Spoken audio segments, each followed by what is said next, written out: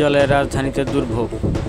মঙ্গলবার রাতভর বৃষ্টির পর গতকাল বুধবার সারাদিন থেমে থেমে বৃষ্টি ঝরেছে রাজধানীতে।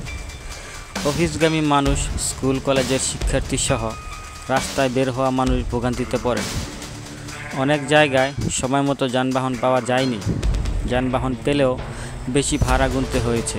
আবার কোথাও কোথাও যাত্রী সংকটে পড়েছে পরিবহনগুলো। আবার কোনো সড়ক ও অলিগলিতে পানি জমার কারণে সেখানকার বাসিন্দারা পড়েন বিপাকে।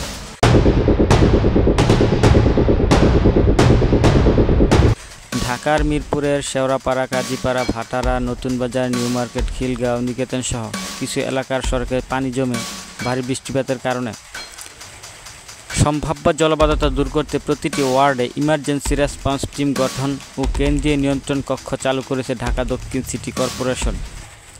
এদিকে টানা 3 দিনের ভারী বর্ষণ ও উজানের ঢলে ফেনীর মুহুরী, কহুয়া, সিলুনিয়া নদীর বেড়িবাঁধের 17টি স্থানে ভাঙন ধরেছে।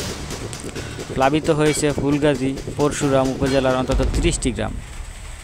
উপজেলা দুটিতে বিদ্যুৎ না থাকায় বন্ধ রয়েছে ইন্টারনেট ও মোবাইল ফোন সংযোগও।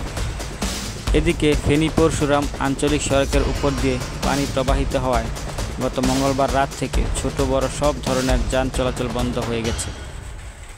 এতে পরশুরাম উপজেলার সঙ্গে সড়ক যোগাযোগ বিচ্ছিন্ন হয়ে গেছে। বন্যা মোকাবিলায় জেলা প্রশাসন তৎপর রয়েছে। বুধবার দুপুর পর্যন্ত 3 উপজেলার প্রায় 11,500 মানুষ দুর্যোগ কবলিত। এর মধ্যে 3 উপজেলায় 115টি পরিবারের 347 জন আশ্রয়কেন্দ্রে অবস্থান করছেন। নোয়াখালীতে জলাবদ্ধতা পরিস্থিতি আরও অবনতি হয়েছে। অতি ভারী বৃষ্টি অব্যাহত থাকায় জেলা শহর মাইজদির প্রধান সড়ক ছাড়াও অধিকাংশ সড়কই ডুবে গেছে। পানি ঢুকে পড়েছে অনেক বাসাবাড়িতে। জলমগ্ন হয়ে রয়েছে শহরের বেশিরভাগ শিক্ষা প্রতিষ্ঠান। উদ্ভূত পরিস্থিতিতে নোয়াখালীর সব প্রাথমিক বিদ্যালয়ে পাঠদান বন্ধ ঘোষণা করা হয়েছে। এছাড়া সদর, সুবর্ণচর, কবিরহাট ও কোম্পানীগঞ্জ উপজেলায় মাধ্যমিক পর্যায়ের সব স্কুল ও মাদ্রাসার চলমান অর্ধবার্ষিক পরীক্ষা বুধ ও বৃহস্পতিবারের জন্য স্থগিত করা হয়েছে। মাঝারি ও ভারী বৃষ্টিপাতে কুমিল্লা মহানগরীর বিভিন্ন এলাকায় জলাবদ্ধতা সৃষ্টি হয়েছে। এতে ডুবে গেছে নগরীর প্রধান সড়ক সহ বহু অলিগলি।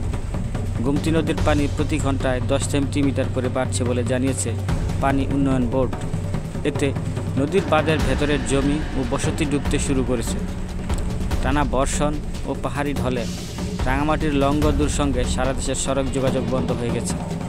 একই সঙ্গে খাগড়াছড়ির দিঘিনালার মেরুং ইউনিয়নের নিচু এলাকার কয়েকটি গ্রাম প্লাবিত হয়েছে। চট্টগ্রামে টানা ভারী বর্ষণে নগরের বিভিন্ন এলাকায় জলাবদ্ধতা সৃষ্টি হয়েছে। গতকাল সকাল থেকে থেমে থেমে এবং কখনো অঝরে ধারায় বৃষ্টি নগরের জিসি মোড়, কাপাসগোলা, কাতালগঞ্জ, পাঁচলাইশ, শুল্কবহর, আগ্রাবাদ, বাদামতলী ও হালিশহরের বিভিন্ন সড়কে হাঁটু পরিমাণ পানি জমে যায়। দুপুরে জোয়ারের পানি মিশে জলাবদ্ধতা আরও তীব্র হয়। এতে স্কুল কলেজগামী শিক্ষার্থী ও কর্মচারীরা চরম ভোগান্তিতে পড়ে। সিটি কর্পোরেশনের প্রধান পরিচ্ছন্ন কর্মকর্তা জানান, নিচু লিংক রোড ও ময়লা আবর্জনায় ড্রেন বারবার ভরে যাওয়ায় জলাবদ্ধতা হচ্ছে। জলাবদ্ধতা নিরসনে সিডিএ, সিটি কর্পোরেশন ও পানি উন্নয়ন বোর্ড মিলে প্রায় 14,349 কোটি টাকার 4টি প্রকল্প বাস্তবায়ন করছে। প্রকল্পগুলোর কাজ এখন শেষ পর্যায়ে। বান্দরবানের বিভিন্ন এলাকায় পাহাড় ধসের ঘটনা ঘটেছে। গতকাল বুধবার দুপুরে লামা উপজেলার মিরিঞ্জা এলাকায় সড়কে পাহাড় ধসে সাময়িকভাবে লামা, আলীকদম ও মিরিঞ্জা পর্যটন সড়কে যান চলাচল বন্ধ হয়ে যায়। ঘটনাস্থল তাৎক্ষণিক পরিদর্শন করে লামা উপজেলা প্রশাসন ও সংশ্লিষ্ট দপ্তর দ্রুত উদ্যোগ নেওয়ার কয়েক ঘন্টা পরে যান চলাচল স্বাভাবিক হয়। টানা ভারী বর্ষণে সিরাজগঞ্জের যমুনা নদীর পানি বাড়ছে।